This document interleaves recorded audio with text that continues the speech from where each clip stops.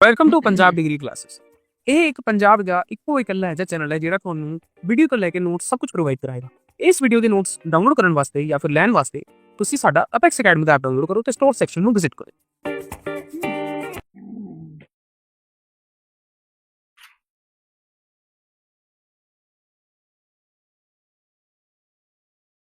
हाँ जी स्टूडेंट्स, तो स्वागत है आप सबका आपके अपने चैनल पंजाब डिग्री क्लासेस पे।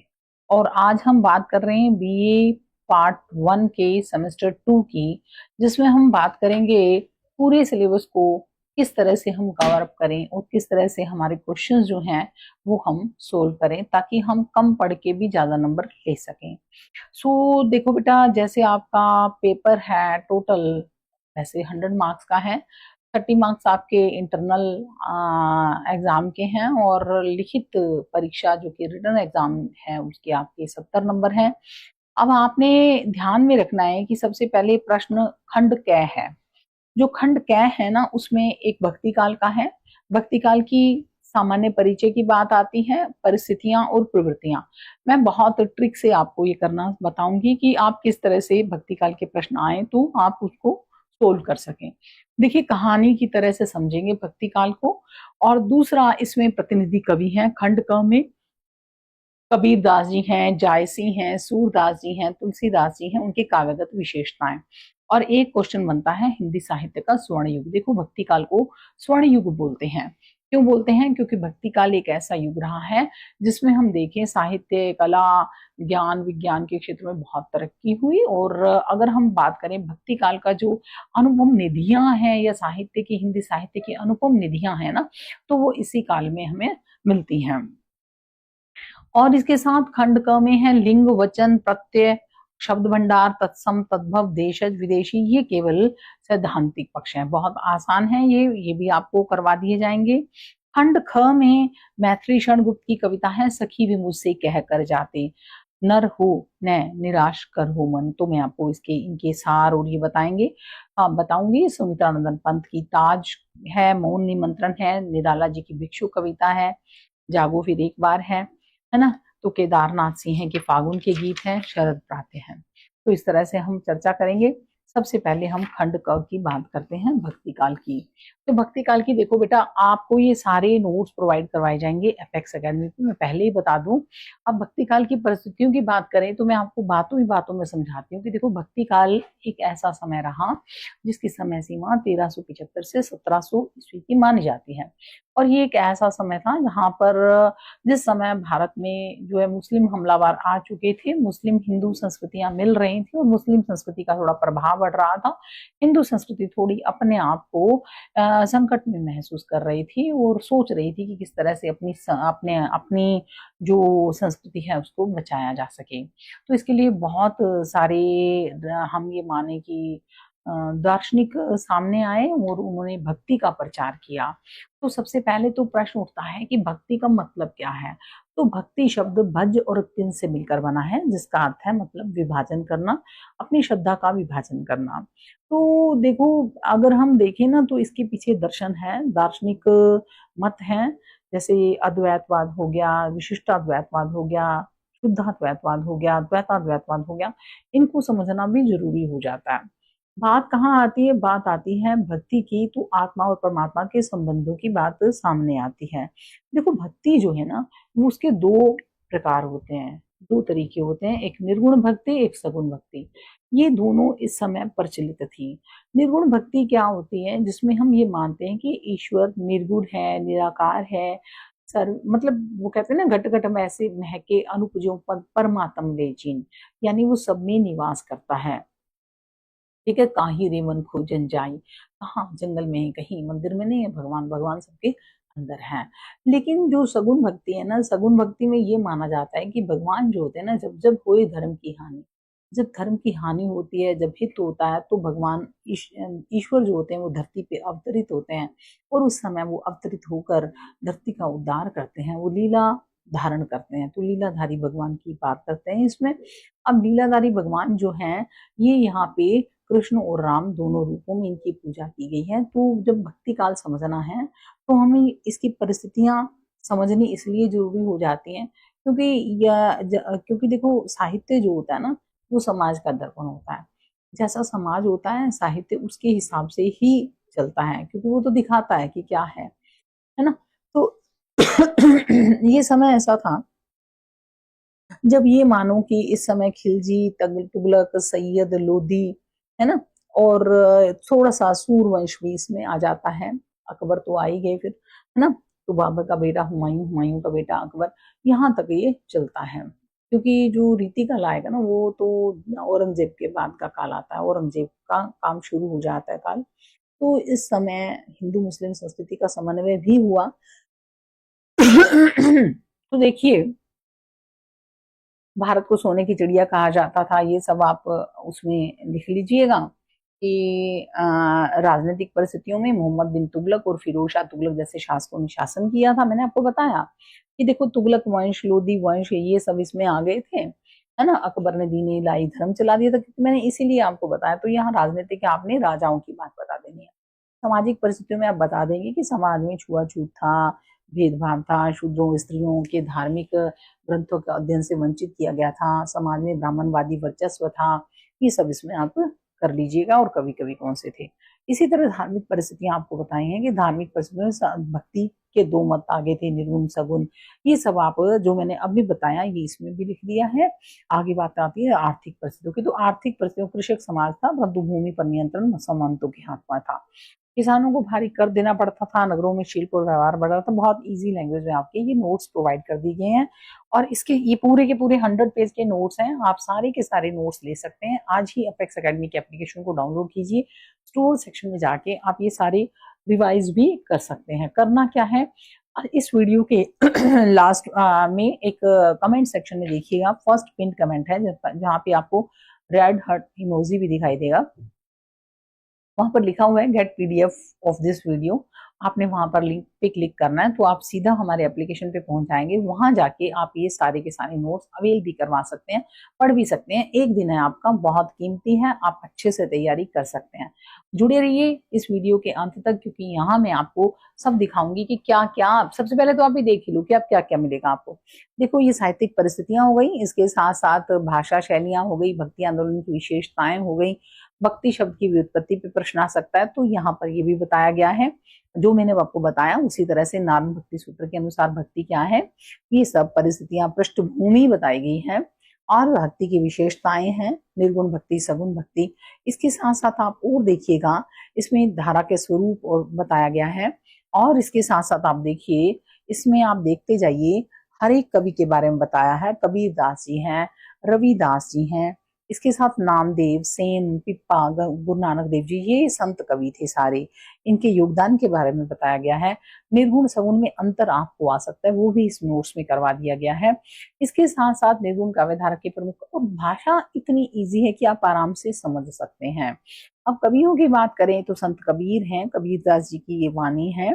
संत रैदास हैं, रैदास जी के सारे वाणी हैं इसमें, ठीक है। आगे बात करें तो ये आ जाता है इसके कबीर और गुरु नानक इसके कवियों के बाद सारे संत कवियों के बारे में थोड़ा थोड़ा परिचय इसमें दिया गया है, ठीक है। और इसके बाद देखें तो आप देखते चलिएगा, पूरा का पूरा मैं आपको बता देती हूँ कि वीडियो में आपको क्या क्या मिलना चाहिए, मिलेगा। सारे के सारे कवियों की चर्चा है, सूफी कवियों की है, सूफी काव्य धारा की विशेषताओं की बात की गई है। क्या क्या है इसको मैं करवाऊंगी भी डिटेल में, आपको मैं बता देती हूँ। इसके साथ साथ जो सूफी कवियों के साथ साथ इसमें आगे चल के आप देखेंगे, पढ़ते जाइएगा, बहुत कंसाइज से नोट्स हैं, इनका योगदान है। इनके योगदान के बाद आप देखिएगा, अभी तो अपने संत देखे, सूफी देखे, उनका तुलनात्मक अध्ययन देखा, सगुन मार्गी देखा, सगुन के बाद में कृष्ण हो गए और फिर राम भक्ति काव्य आ जाएगा। तो इनकी चर्चा बहुत डिटेल से की गई है। छोटे क्वेश्चन भी इसमें कवर अप होते हैं, सारे के सारे क्वेश्चन भक्त कवि हो गए। और इसके साथ साथ देखते जाइए, जो आपको नोट्स मिलने वाले हैं इसमें कोई छोटे मोटे नहीं है, सभी बहुत बहुत इजी भाषा में है। साथ में मीरा आपके साहित्य में है, मीरा मीरा मीरा का के बारे में बताया गया है, मीरा की काव्यगत विशेषताओं के बारे में बताया गया है, रसखान के बारे में बताया गया है, मीरा और रसखान का तुलनात्मक चित्रण भी किया गया है। इसके बाद अगर हम देखिए राम भक्ति शाखा की, तो रामानंद जी के बारे में और रैदास के बारे में, है ना। और इसके बारे में आप देखिए राम भक्ति शाखा के प्रमुख विशेषताएं, भक्ति काल में तुलसीदास, ये बहुत इंपॉर्टेंट है। तुलसीदास पे एक चैप्टर पूरा है, वो भी इसमें कवर अप हो जाएगा। सारे कंसाइज से नोट्स हैं, भक्ति काल में उसका साहित्य में स्थान आ गया है। नेक्स्ट आप बात करेंगे किसकी, तुलसी के स्थान की बात करते जाएंगे, और फिर अभी भक्ति काल को स्वर्ण युग क्यों कहा जाता है, ये प्रश्न आपको इसमें लिखा हुआ है, वो भी इसमें दिया गया है। यानी पूरे सिलेबस को ध्यान में रख के आपको ये नोट्स प्रोवाइड करवाए जा रहे हैं। कबीर का जीवन परिचय हो गया, कबीरदास। उसके बाद आप देखते चलिए, हाँ और क्या क्या है अभी आपको सबसे पहले आपको बता दूं, ये देखिए उसके बाद सूफी काव्य धारा की विशेषताएं हो गई। जायसी, जायसी है तो जायसी का मैं पूरी कहानी भी बताऊंगी। सूरदास जी के बारे में बताया गया है, सूरदास जी के पदों की विशेषताएं, एक एक क्वेश्चन आपको उन सब पे कर लेना है। यानी कि आपको भक्ति काल के 3-4 क्वेश्चन और उन कवियों के ऊपर सब एक एक कवि की काव्यगत विशेषताएं, वो एक एक क्वेश्चन आपको बना के यहाँ पे नोट्स में दे दिया गया है। आगे बात करते हैं गोस्वामी तुलसीदास की, और ये सब देखिए बहुत बहुत ही अच्छे से बहुत शॉर्ट में करवा दिया गया है। तुलसीदास जी का रामचरितमानस हो गया, और ये हो गया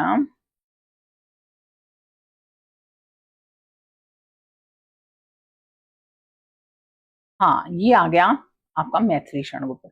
जितने कवि हैं चारों कवियों की आपको काव्यगत विशेषताएं हैं, केदारनाथ सिंह हैं उनकी विशेषताएं, यानी पूरे सिलेबस को ध्यान में रखा गया है। अभी तो हमने 58 पेज किए थे, बाकी हमें आपको आपको बताएंगे। बस आपको इसके अलावा कुछ पढ़ने की जरूरत नहीं है, ठीक है। तो ये आपको हम शुरुआत से करवाना शुरू कर देते हैं। जैसे कि मैंने आपको बहुत इजी वे में बताया कि इनकी परिस्थितियां क्या हैं, ठीक है। आप पढ़ते जाइएगा, 1 घंटे की बात है, 1-2 घंटों में आपकी बहुत ही अच्छे से तैयारी हो जाएगी। बस आपको क्या करना है, आपको सिर्फ इन नोट्स को कंसंट्रेट होके सुनना है और मेरी वीडियो को लास्ट तक देखना है, ठीक है जी। तो चलिए, मैंने अभी आपको पूरी वीडियो पूरी वो नहीं दिखाई थी, यस। तो कितने सारे इजी लैंग्वेज में बने हुए नोट्स आपको घर पे बैठे प्रोवाइड किए जा रहे हैं, किसके द्वारा, पंजाब डिग्री क्लासेस के द्वारा। तो करना क्या है, आपको एपेक्स एकेडमी का एप्लीकेशन डाउनलोड करके वहां पे स्टोर सेक्शन में इसे अवेल कर लेना। और इसका फायदा ये होगा कि आपको हिंदी ही नहीं, आपके जो बाकी के सब्जेक्ट हैं उसी फोल्डर में आपको मिल जाएंगे। तो है ना, बट बहुत अच्छी बात है ना। तो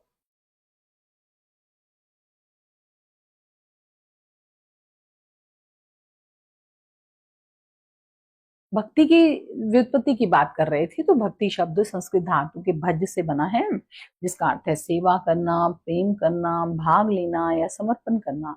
भज धातु से भक्ति संज्ञा बनती है, जिसका सामान्य अर्थ होता है प्रेम पूर्वक ईश्वर की सेवा या आराधना। भज दिन भक्ति शब्द का प्रयोग नारद भक्ति सूत्र, भगवान भागवत पुराण, रामायण, गीता आदि धार्मिक ग्रंथों में हुआ है। यह एक मानसिक और आत्मिक अवस्था है। यह एक आत्मिक अवस्था है जिसमें व्यक्ति परमात्मा में संपूर्ण रूप से विलीन हो जाता है। भक्ति के मुख्य भावों की बात करें तो प्रेम पूर्वक समर्पण हम कह सकते हैं, श्रद्धा कह सकते हैं, समर्पण कह सकते हैं, निर्लिप्तता कह सकते हैं, यानी फल की इच्छा को त्याग कर की जाने वाली सेवा को हम भक्ति बोल देते हैं। तो भक्ति के प्रकार कौन कौन से हैं, है ना। तो इसके विभिन्न रूप हैं, इनकी परिभाषाएं नारद भक्ति सूत्र के अनुसार क्या है, भक्ति का स्वरूप केवल प्रेम ही है। भागवत पुराण के अनुसार भक्ति के 9 प्रकार बताए गए हैं, श्रवण, कीर्तन, स्मरण, पाद सेवन, अर्चन, ये सब। गीता के अनुसार गीता में भक्ति योग को मुख्य मार्ग बताया गया है। भगवत गीता में भगवान श्री कृष्ण ने अर्जुन से कहा, भक्त्या माम अभिजान नाती, अर्थात केवल भक्त से ही मुझे जाना जा सकता है। इसी तरह से भक्ति की ऐतिहासिक पृष्ठभूमि की बात करें तो सबसे पहले भक्ति कहाँ थी, वैदिक युग में मंत्र, देवताओं आदि की पूजा प्रमुख थी। उपनिषदों में ज्ञान और आत्मा की चर्चा है। महाभारत में आगे आगे हम बैक से चल रहे हैं, ठीक है, हम बैक से चल रहे हैं। तो महाभारत, रामायण और भागवत पुराण जैसे ग्रंथों में भक्ति को विस्तार मिला। दक्षिण भारत में आलवार और नयनार संत हैं। देखो ये कहा जाता है भक्ति द्राविड़ी उपजी न्याय रामानंद, यानी भक्ति जो है वो साउथ में, दक्षिण में उपजी थी, आलवार संतों के माध्यम से उपजी थी। आलवार संत जो थे ना, उन्होंने तमिल भाषा में अपनी एक दिव्य प्रबंधम पुस्तक थी, उसमें उनके सारे के सारे पद संकलित हैं। तो ये जो थे, इन्होंने तमिल में अपने, ये विष्णु भक्त थे और नायनार शिव भक्त थे। यहीं से भक्ति आई उत्तर में, रामानंद जी इसको लेके आए। तो हिंदी साहित्य में भक्ति काल का उद्भव की बात करें तो यह कोई आकस्मिक यानी अचानक होने वाली घटना नहीं थी। आप पंजाब में रहते हैं, थोड़ा सा आपको पंजाबी के शब्द में बता देती हूँ, आकस्मिक की जगह आप अचानक भी लिख सकते हैं, एकदम से नहीं लिख सकते हैं। यह राजनीतिक अस्थिरता, सामाजिक विषमता, धार्मिक जड़ता और सांस्कृतिक संक्रमण के समय का से उत्पन्न हुआ। राजनीतिक पृष्ठभूमि की बात करें तो आपको मैंने जैसा ही बताया, दिल्ली सल्तनत का युग चल रहा था, भारत में बाहरी आक्रमण चल रहे थे, युद्ध और अस्थिरता का माहौल था, जनता का शासन पर से विश्वास उठ रहा था। इसी अस्थिरता में लोगों को एक ऐसे मार्ग की आवश्यकता थी जो उन्होंने आध्यात्मिक शांति और समानता में दे सके, और यह मार्ग था भक्ति। अगर हम सामाजिक पृष्ठभूमि की बात करें तो जाति व्यवस्था और छुआछूत का बोलबाला था। स्त्रियों और शूद्रों को मंदिर और शास्त्रों से वंचित किया जाता था। भक्ति आंदोलन ने इस भेदभाव का विरोध किया। और धार्मिक पृष्ठभूमि की बात करें तो ब्राह्मणवादी कर्म कांडों से जनता दुखी थी। इस्लामी सूफी परंपरा ने भी प्रेम और अल्लाह की इबादत का मार्ग दिखाया। कबीर, दादू, गुरु नानक आदि संतों ने निर्गुण ईश्वर को वाणी दी। तुलसी, सूर, मीरा आदि ने सगुण भक्ति में ईश्वर का अनुभव किया। तो इस तरह से ये युग था। और अगर बात करें भाषाओं की तो ब्रज, अवधी, खड़ी बोली आदि लोक भाषाओं में विकसित हो रहा था। भक्त कवियों ने इन भाषाओं को माध्यम बनाकर भक्ति के संदेश को जन जन तक पहुंचाया। तो ये धाराएं हो गई, निर्गुण भक्ति धारा के कवि हो गए कबीर, दादू, सदना सेन, गुरु नानक है, रैदास है ना, टीपा है, धन्ना है ना। तो ये भी लिख सकते हैं, इनके 9 शिष्य थे, इतना भी लिख सकते हैं आप, बहुत है। तो सगुण भक्ति धारा की बात करें तो इसमें राम भक्त कवि थे, केशव है, नाभादास है। कृष्ण भक्ति कवियों में सूरदास, मीरा है। बस पढ़ते जाइए, आप पढ़ते जाएंगे दिल से तो आपको याद होता जाएगा। बस करना क्या है, आपको कंसंट्रेट होके इसको समझना है, ठीक है। तो भक्ति साहित्य की विशेषताओं की बात करें तो सरल है, भावपूर्ण भाषा है। अगर कवियों की बात करें, उनके योगदान की बात करें तो बहुत आसानी से ये सारे इंपॉर्टेंट आपके साहित्य का कवि रहे हैं। कबीर हैं जो निर्गुण है ना, बीजक है इनकी रचना, साखी है, शब्द है, जातिवाद, मूर्ति पूजा का विरोध होता है। तुलसी सगुण राम भक्त है, रामचरितमानस है, अभिनय पत्रिका इनकी रचना है। सूरदास की बात करें तो सूर सागर है इनकी, वात्सल्य और श्रृंगार का सुंदर चित्रण इसमें हुआ है। मीरा की बात करें तो मीरा के पद हैं, है ना। गुरु नानक देव जी हैं। तो भक्ति काल का प्रभाव देखें तो भाषा का प्रभाव है इसमें, हिंदी की लोक भाषा का विकास इसमें हुआ, ब्रज, अवधी, खड़ी बोली में काव्य रचना हुई। धार्मिक प्रभाव की बात करें तो भक्ति ने धर्म के को जनमानस से जोड़ा, व्यक्ति और ईश्वर के सीधे संबंध को प्राथमिकता दी, है ना। तो ये है इसका अगला निर्गुण भक्त धारा। तो मैंने आपको जैसे पहले बताया कि निर्गुण भक्त वो कवि थे जिन्होंने निराकार ईश्वर की उपासना पर जो है महत्व दिया, जोर दिया था। और इसमें क्या है, कौन कौन से स्वरूप, निराकार, प्रेम, भक्ति का अर्थ है प्रेम पूर्वक सेवा या समर्पण। तो ये इस प्रकार निर्गुण धारा वह आध्यात्मिक विचारधारा है जिसमें भक्ति का केंद्र एक निराकार ईश्वर होता है। निर्गुण भक्ति धारा का उद्भव, तो निर्गुण भक्ति धारा का विकास मुख्य रूप से 13वीं से 17वीं शताब्दी के मध्य हुआ था। ये एक ऐसी धार्मिक सामाजिक क्रांति थी जिसने जाति व्यवस्था को नकारा, मूर्ति पूजा और पाखंडवाद के विरोध किया, कर्मकांड की जटिलता को हटाकर प्रेम और अनुभव को प्राथमिकता दी। इस धारा ने सादा जीवन, सत्य बोलना, सबको बराबर समझना और ईश्वर को दिल में बसाने की शिक्षा दी। संत मत क्या है, देखो संत मत निर्गुण भक्ति धारा का ही एक प्रमुख शाखा है। इसे संत परंपरा भी कहा जाता है, जिसमें संत का अर्थ है सत्य को जानने वाला, आत्मा से जुड़ा रहने वाला। संत का उद्देश्य क्या था? जीवन में आत्मिक सुधार लाना, ईश्वर को सीधे से संबंध बनाना, धर्म के नाम पर हो रहे शोषण और आडंबर को समाप्त करना। तो प्रमुख सिद्धांत हो गए ईश्वर का निराकार रूप, ईश्वर को कोई रूप नहीं है, वह सर्वत्र व्यापक है। प्रेम और अनुभव पर आधारित भक्ति है, जातिवाद और भेदभाव का विरोध है, साधारण भाषा की में अभिव्यक्ति है, सत्संग और गुरु भक्ति है। ठीक है, निर्गुण संत कवियों की विशेषताएं ये हैं। तो अब देखें कि इन्होंने क्या किया था। साधारण जीवन में कठिनता, तप, है ना, साधारण जीवन है, कठिन तप है, समाज सुधारक रहे हैं, ये अनुभव की प्रधानता रही है, खंडन मंडन रहा है। इन्होंने मतलब गुरु की महत्ता पर बल दिया है। ये आप और कर लीजिए इसमें, गुरु की महत्ता, इन्होंने गुरु को बहुत प्रमुख माना है और कहा है कि गुरु जो है वो भगवान से मिलाता है। निर्गुण संख्यों की बात करें तो कबीरदास जी हैं, जैसे जाति के जुलाहे रहे हैं, इनकी रचनाएं बीजक, साखी, शबद रामायणी है। और विचार क्या है? जातिवाद, मूर्ति पूजा, तीर्थ यात्रा, व्रत उपवास का विरोध। ठीक है, और सत्य, प्रेम, गुरु की महिमा, आत्मा। ये देखो यहाँ पे ये पॉइंट्स दिए हैं, इनको डिटेल में भी कर सकते हैं। जातिवाद का विरोध में आ जाएगा, है ना, जाति न पूछो साध की, पूछ लीजिए ज्ञान। मूर्ति पूजा का आ जाएगा, है ना, पाहन पूजे हरि मिले तो मैं पूजू पहाड़। ताते तो चाकी भली, पीस खाए संसार। नोट कर लेना भले ही जो मैं बोल रही हूँ ना, पाहन पूजे, पत्थर पूजे हरि मिले। अगर आपको नहीं दोहा याद होता तो आप ये भी लिख सकते हैं, जैसा कि कबीर दास जी ने इस अर्थ में एक दोहा भी लिखा है कि अगर पत्थर को पूजने से भगवान मिल जाए तो मैं पहाड़ को पूजूं। लेकिन कहते हैं ताते तो चाकी भली, उससे तो चक्की भली है, कम से कम पीस खाए संसार। संसार पीस कर खा तो लेता है। आगे बात करते हैं तीर्थ यात्रा की। तो तीर्थ यात्राओं का विरोध इन्होंने कहा है ना, जो तू बामन बामन जाया, आन वाट में क्यों नहीं आया, है ना। काशी, मतलब वो कहते हैं कि तीर्थ व्रत का विरोध करते हुए व्रत उपास का विरोध भी किया है कबीरदास जी ने, है ना। और वो कहते हैं ना, मनवा तो चहु दिसी फिरे, ये तो सिमरन नाही, माला तो कर में फिरे, जीभ फिरे मुख माही। कि बंदे के हाथ में माला तो फिर रही है और वो जीभ मुंह में फिर रही है, लेकिन मनवा 10 दिशाओं में फिर रहा है, तो उसका कोई सिमरन का फायदा नहीं है। अगर बात करें गुरु की महिमा की, तो गुरु को उन्होंने भगवान के ऊपर स्थान दिया है। गुरु गोविंद दो खड़े काके लागू पाए, बलिहारी गुरु आपने जिन गोविंद दियो बताए, ऐसा भी इन्होंने कहा है ना। तो आप ये बातें, अगर आप दोहे नहीं याद कर सकते, क्योंकि देखो हमारा तो एक्सपीरियंस है, अब आपको एकदम से दोहे याद नहीं होते हैं, तो आप इनका अर्थ लिख दिया कीजिए, आपके क्वेश्चन का आंसर बड़ा बन जाएगा। तो यहाँ कबीर दास जी की विशेषताएं, काव्यगत विशेषताएं आती हैं, तो आप इसमें ये सब डाल दीजिएगा।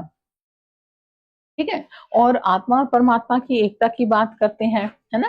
तो वो कहते हैं, लाली मेरे लाल की जिद देखूं तित लाल, लाली देखन मैं गई मैं भी हो गई लाल। मैं तो जहां भी देखता हूँ मुझे परमात्मा दिखाई देते हैं। ठीक है ना। इस तरह से उन्होंने भाषा सदुकड़ी है, सदुकड़ी मतलब खिचड़ी भाषा है। इनकी भाषा में विभिन्न भाषाओं के शब्द मिलते हैं, गुजराती भी मिलते हैं, पंजाबी भी मिलते हैं, राजस्थानी भी मिलते हैं, क्योंकि ये संत थे, ये पकड़ थे, ये घूमते थे। और इन्हें भाषा का डिक्टेटर कहा है हजारी प्रसाद द्विवेदी ने, क्योंकि भाषा ही जैसी भी प्रयोग करे, इनकी भाषा को जहाँ पे ये फिट करते हैं वहीं पे ही हो जाती है। ठीक है ना, तो इनको वाणी का डिक्टेटर भी कहा गया है। तो देखो ये सारे कुछ दोहे भी हैं। पाथे पढ़ जगमु आपका बयाना पंडित भयानक होए, ढाई आकर प्रेम का पढ़े सु पंडित हुए। अब रैदास जी की बात करते हैं। रैदास पे भी प्रश्न आ सकता है। जाति के चरमकार थे, स्थान काशी था, विचार था मानवतावाद, समानता, आत्मा की शुद्धि पर बल। इनका एक दोहा, इनका बहुत ही प्रसिद्ध है पद, प्रभु जी तुम चंदन हम पाने, चाकी अंग अंग बांध समाने। प्रभु जी तुम चंदन हो और हम पानी हैं, जिसकी अंग अंग में बात समाई है। प्रभु जी तुम घन मन हम मोरा, प्रभु जी आप घनमन हो और हम मोर हैं और हम उसमें नाचते हैं, है ना। तो दूसरा, प्रभु जी तुम दीपक हम बाती, प्रभु जी तुम दीपक हम बाती, जाकी अंग अंग बास समाती। प्रभु जी तुम हम कहते हैं, तुम दीपक हम बाती, चंदन हम, प्रभु जी तुम घन मन हम मोरा। ठीक है, तो इस तरह से आप ये पद, अब कैसे छूटे राम नाम रट लागे, ये एक बहुत ही प्रसिद्ध है। गुरु ग्रंथ साहिब में भी इनके पद संकलित हैं। ये वाला पद भी गुरु ग्रंथ साहिब में संकलित है। अगर आप नहीं याद कर सकें तो कम से कम एग्जाम के टाइम इतनी बातें दिमाग में रख लीजिएगा ताकि आप अच्छे से उनको नोट कर सकें और अपने क्वेश्चन में कुछ लिख सकें। और उदाहरण के तौर पे प्रसिद्ध पद है, ऐसी लाल तुझ बिन कौन करे, है ना, गरीब निवाज गुसाई मेरा माथे छत्र धरे। इसी तरह दादू दयाल थे, राजस्थान के थे, नारायणा के दादू वानी इनकी रचना है। इन्होंने दादू पंथ की स्थापना की। नाम है हिंदू, नाम है मुसलमान, अल्लाह राम एक पहचान, नामदेव, सेना, सेन, पेपा, पीपा, सहजोबाई, दयाबाई, मलुकदास, धर्मदास। देखो मलुकदास जी के लिए तो कहा भी जाता है ना कि क्या कहा जाता है, अजगर, मलुकदास जी का एक बहुत ही अच्छा पद है, दोहा है, अजगर करे न चाकरी, पंछी करे न काम, दास मलुका कह गए सबके दाता राम, है ना। तो ये जो थे ना, मतलब डायरेक्ट कहने वाले थे। गुरु नानक देव जी सिख धर्म के संस्थापक थे। एकमकार यानी एक ईश्वर की उपासना पर इन्होंने बल दिया था। नाम जपो कीरत करो वंड छको की बात कही। निर्गुण संतों की विशेषताएं देखो, रचना जनभाषा में है, सबको बराबर समझने का आग्रह दिया गया है, प्रतीकों के माध्यम से आध्यात्मिक संदेश दिए हैं, गुरु को ब्रह्मा विष्णु महेश माना है। इनका प्रभाव क्या हुआ, देखो ये संत थे ना जो सारे के सारे, ये क्या थे, संत सारे के सारे ज्यादातर निम्न जातियों से, जिन्हें निम्न कहा जाता, जाति कोई निम्न नहीं होती, लेकिन उस समय जिन जातियों को निम्न वर्ग से माना जाता था ये उन जातियों से थे। और इन्होंने क्या देखा था, जो ऊंच नीच भेदभाव देखा था ना, तो उनके उसका विरोध इन्होंने इसीलिए किया क्योंकि इन्होंने उसको सहा था। इन्होंने, जो संत कवि थे ना, इन्होंने उस भेदभाव को सहा था, इसलिए इनकी कोशिश, इनको मतलब नेचुरल है, इन्होंने कुछ सहा था तो उनके मन में विरोध तो था ही ना, तो इसीलिए इन संतों ने जाति पाति का विरोध किया था। अगर हम बात करें साहित्यिक योगदान की, तो हिंदी कविता में दोहा है, साखी, शब्द, है ना, ये विधाओं का इन्होंने शुरुआत की थी, गद्य के विकास की नींव भी रखी थी। और अगर बात करें निर्गुण और सगुण धारा में अंतर, इस पे छोटा क्वेश्चन आ सकता है, तो बहुत अच्छे से आपको चार्ट बना के दे दिया, आप पढ़ लीजिएगा कि ये निराकार ईश्वर को उपासना पर करते थे, ये साकार पे करते थे, ये उपासना का तरीके की बात करते थे, ध्यान स्मरण पे बात करते, ये मूर्ति पूजा पे करते थे। सगुन, है ना, कदुकड़ी इनकी भाषा थी, इनकी ब्रज और अवधि थी। जो सगुन भक्ति है, कबीर, दादू रैदास ये प्रमुख कवि थे, तुलसीदास, मीरा, है ना, ये अद्वैतवाद पर, ये सगुन उपासना पर। तो निर्गुण धारा या संत मत हिंदी साहित्य में सामाजिक और आध्यात्मिक क्रांति का प्रतीक है। इसने ईश्वर की उपासना को आडंबर रहित बनाकर उसे जनसाधारण के लिए सुलभ किया। संतों ने प्रेम, भाईचारा, समर्पण और सत्य की राह पर चलकर इस समय की सामाजिक कुरीतियों को चुनौती दी और साहित्य को लोकमुखी बनाया। तो चलते हैं आगे, बात करते हैं निर्गुण काव्य धारा के प्रमुख कवियों का संक्षिप्त परिचय देने की।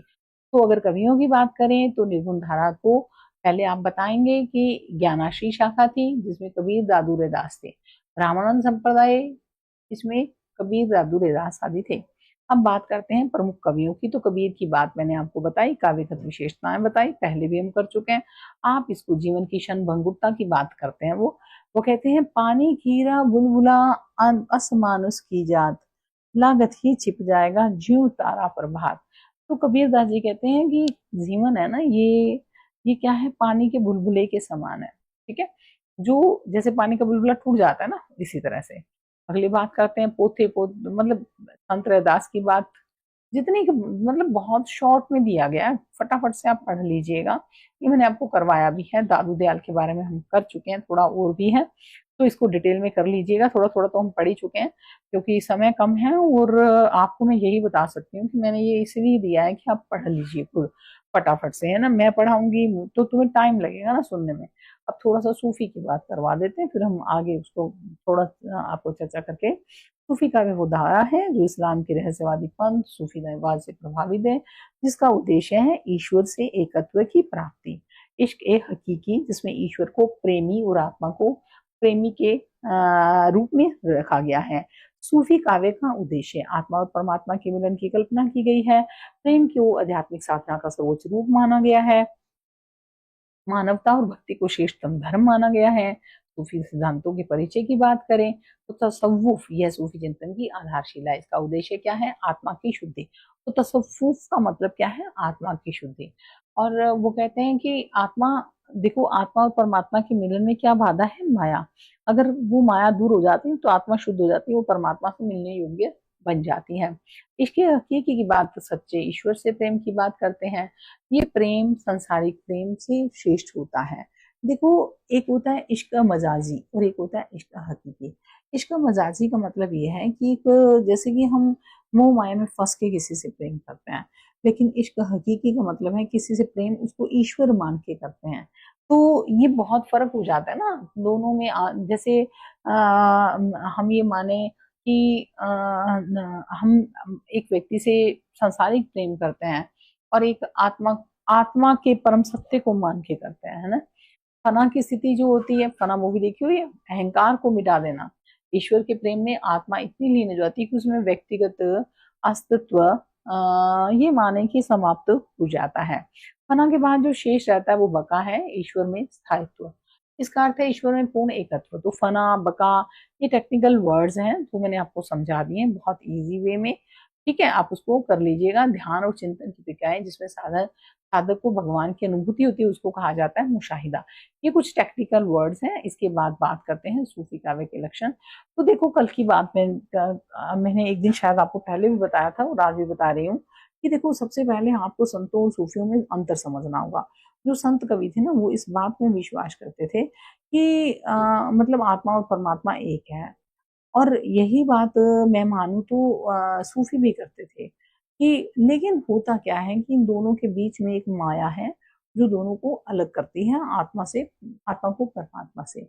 अब होता क्या है कि जो संत कवि है ना, वो तो क्या करते हैं, डायरेक्ट उपदेश देते हैं, डांटते हैं।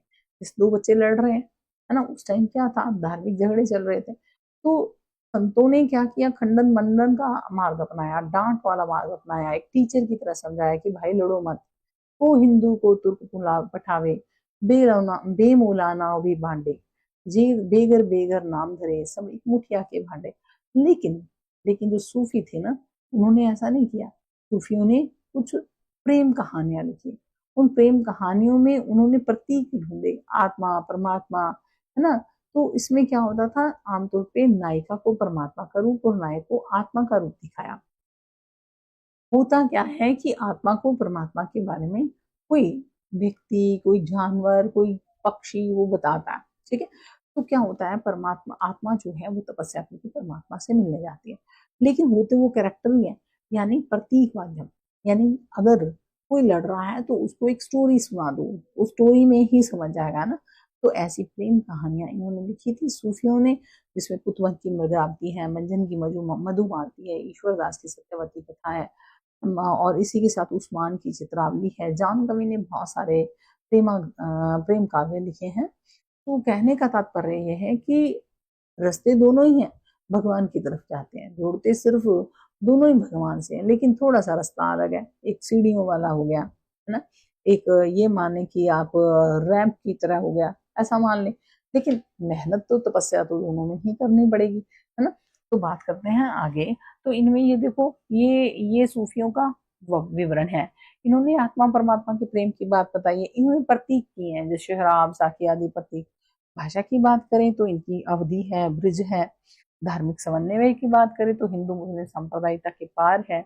रहस्यवाद, आध्यात्मिक भावों की गहराई और अनुवादित अनिर्वचनीयता को प्रकट किया गया। तो प्रमुख सूफी कवि और भी हैं, जैसा कि जायसी। जायसी बहुत इंपॉर्टेंट है। जायसी के बारे में मैं आपको डिटेल में बता भी देती हूँ। मलिक मोहम्मद जायसी जो हैं वो क्या थे, मतलब शेर शाह के समकालीन थे। शेर शाह सूरी के समकालीन थे। अभी यहाँ पे थोड़ा पढ़ लीजिए, फिर आगे भी पढ़ना ही है क्योंकि पूरा चैप्टर भी मलिक मोहम्मद जायसी पे। तो मलिक मोहम्मद जायसी जो थे ना, ये ना क्या हुआ कि इनको बचपन में चेचक हो गया था, इनके दाग बहुत थे चेहरे पे। तो हुआ क्या कि जब इतने दाग थे ना और सुंदर नहीं थे, तो शेरशाह सूरी ने इनका मजाक उड़ाया सुंदरता का। तो झांसी ने सिर्फ एक ही बात की, मोही को हंसी के कोहर ही, मुझ पे हंसते हो या उस कुम्हार पे हंसते हो जिसने मुझे बनाया। बस इस बात से शेरशाह सूरी इतने प्रभावित हुए, उनको खुद को बहुत बहुत ग्लानि सी महसूस है कि नहीं, मुझे से कुछ गलत हो गया है। तो फिर उन्होंने क्या किया कि जायसी को अपना गुरु बना लिया। और जायसी की जो रचनाएं हैं, चित्ररेखा है ना, अखरावत है, आखिरी कलाम है, पद्मावत है, लेकिन पद्मावत सर्वश्रेष्ठ है। हिंदी साहित्य में अगर प्रेमाख्यान काव्य की बात करें तो उनमें सर्वश्रेष्ठ प्रेमाख्यान काव्य पद्मावत ही है, जिसकी स्टोरी भी मैं आपको बताऊंगी, बहुत ही इंटरेस्टिंग है। तो आगे बात करते हैं हम जायसी ताहिर कुतुबन की बात करते हैं। और कुतुबन है, मंझन है, थोड़ा थोड़ा इसके बारे में बताया। रसखान है ना, रसखान के बारे में थोड़ा डिटेल में हम करेंगे आगे जाके। सूफी काव्य धारा की विशेषताओं की बात करें तो विशेषताएं क्या हैं? प्रेम तत्व की इनमें प्रधानता है, रहस्यवादिता है, आत्मा और परमात्मा के संबंधों की बात की है, प्रतीकात्मकता है, यानी माशूक क्यों है ईश्वर है, आशिक जो है वो आत्मा है, यानी कि लड़की नायिका जो है वो परमात्मा का रूप दिखाई है, आत्मा का रूप दिखाया है नायक को। अब देखो होता क्या, मैं तुम्हें बता ही दूं, ये एक स्टोरी बताती हूँ, वो सारी की सारी तुम्हें उसमें सर्वश्रेष्ठ तरीके से तुम इसको कर सकते हो। हाँ जी बेटा, पटियाला यूनिवर्सिटी दा है जी, पटियाला यूनिवर्सिटी दा है। सारा ਦਾ ਸਾਰਾ ਸਿਲੇਬਸ ਹੈ, ਸਾਰੇ ਨੋਟਸ ਪ੍ਰੋਵਾਈਡ ਕਰਵਾ ਦਿੱਤੇ ਗਏ ਨੇ। ਅੱਜ ਹੀ ਅਪੈਕਸ ਅਕੈਡਮੀ ਦੇ ਐਪ ਨੂੰ ਡਾਊਨਲੋਡ ਕਰੋ, ਕੋਰਸ ਸੈਕਸ਼ਨ 'ਚ ਜਾ ਕੇ ਸਾਰੇ ਨੋਟਸ ਵੀ ਲੈ ਲਓ ਤੇ ਤੁਸੀਂ ਆਰਾਮ ਨਾਲ ਪੜੋ, ਠੀਕ ਹੈ। ਅੱਜ ਦੀ ਡੇਟ 'ਚ ਇੱਕ ਦਿਨ 'ਚ ਤੁਹਾਡੀ ਤਿਆਰੀ ਬਹੁਤ ਸੋਹਣੀ ਹੋ ਜਾਏਗੀ, ਠੀਕ ਹੈ। ਹਾਂ, ਜ਼ਿਆਦਾ ਤੋਂ ਜ਼ਿਆਦਾ ਆਪਣੇ ਫਰੈਂड्स ਨੂੰ ਸ਼ੇਅਰ ਕਰ ਦਿਓ ਵੀਡੀਓ, ਤਾਂ ਕਿ ਸਾਰੇ ਸਟੂडेंट्स ਨੂੰ ਇਸ ਦਾ ਫਾਇਦਾ ਮਿਲ सके। पर अजय क्या है कि अगर हम बात करें ना तो प्रेमाख्यान काव्यों की, तो आपको बहुत ही अच्छे से मैं इसकी स्टोरी भी सुना देती हूँ, आपको बहुत अच्छे से जायसी वाले जब चैप्टर करेंगे ना उसमें भी बहुत काम आएगी। तो मलिक मोहम्मद जायसी ने जो पद्मावत लिखा है ना, तो उसको क्या है, उसमें इन्होंने प्रतीकात्मक बड़े बड़े अच्छे प्रतीकात्मक शब्द यूज किए हैं। एक्चुअल में क्या है कि पद्मावत वास्तव में एक कहानी है। क्या कहानी है? पहले तो मैं आपको एक जनसाधारण के रूप में जो कहानी है वो बता देती हूँ। एक राजा रतन सेन होता है, वो चित्तौड़ में रहता होता है। सुन लो, सुनी हुई बातें बहुत याद रहती हैं। तो राजा रतन सेन होता है, वो चित्तौड़ में रहता होता है। अब क्या होता है कि होता क्या है कि सिंहल द्वीप में एक राजकुमारी है, कौन सी? पद्मावती। पद्मावती है ना, वो बहुत सुंदर है। अब क्या होता है कि उसने एक तोता पाला होता है। तोता ना आके राजा रतन सेन को राजस्थान में, सोचने की बात है, सिंहल द्वीप से लंका से आता है वो, है राजस्थान में चित्तौड़ में राजा को आके उसकी सुंदरता के बारे में बताता है। अब राजा तो लट्टू हो जाता है उस पर, राजा कहता है बहुत सुंदर है रानी, हाय हाय हाय, मुझे तो उसके साथ शादी करनी है। हालांकि वो मैरिड है, क्योंकि पुराने टाइम में तो दो दो तीन तीन विवाह अलाउड होते हैं ना, आजकल तो खैर संभलता ही नहीं किसी से, दो दो तीन तीन कौन संभाले, एक ही नहीं संभलती है। चलो बस पढ़ो, थोड़ा पढ़ते पढ़ते थक जाओगे, है। तो राजा रतन सेन क्या करता है कि वो कहता है कि मुझे तो शादी करनी है उनसे। अब उसकी पत्नी भाई इतना रोती है, नागमती कहती ना भाई जाओ ना जाओ, माँ रोती है ना भाई, कहाँ माने, राजा रतन सिंह चला जाता है और 7 समुद्र पार जाके उसको ले आता है। अभी सुनो कहानी। उस दिन तो चोटियां खींचती हैं दोनों जनी, अब दो हो गई, नागमती पद्मावती। लेकिन होता क्या है, इसी बीच क्या होता है, राजा ने ना एक पंडित रखा होता है, राजा के दरबार में एक पंडित था। पंडित जो था ना, आप ये बातें सारी याद कर लीजिएगा, और जायसी के उसमें यही लिखे आना, आप चाहे नंबर देखना, आप कैसे भर भर के आएंगे थैले, है। तो क्या होता है कि राजा रतन सेन जो होता है ना, उसको बताते राजा रतन सेन के वो जो होता है पंडित, एक बार वो ना भविष्यवाणी गलत कर देता है, राजा उसको गुस्सा आता है, राजा उसको दरबार से निकाल देता है, चला जाता है। लेकिन क्या होता है कि उसके पास उसका एक कड़ा था रानी का, किसी टाइम का, क्योंकि होता था ना पहले पुराने टाइम में, होता रानी अपने कड़े उतार के दे देती थी। आजकल तो भाई सोना मोन में बहुत महंगा है ना, कोई नहीं देता। तो पहले क्या होता था, चूड़ियां दे देती थी, कड़े देते, वो कड़ा पड़ा था। अब राघव चेतन ने जाके क्या किया, अलाउद्दीन खिलजी उस समय था समकालीन मुस्लिम शासक, उसको दिखा देता है कड़ा।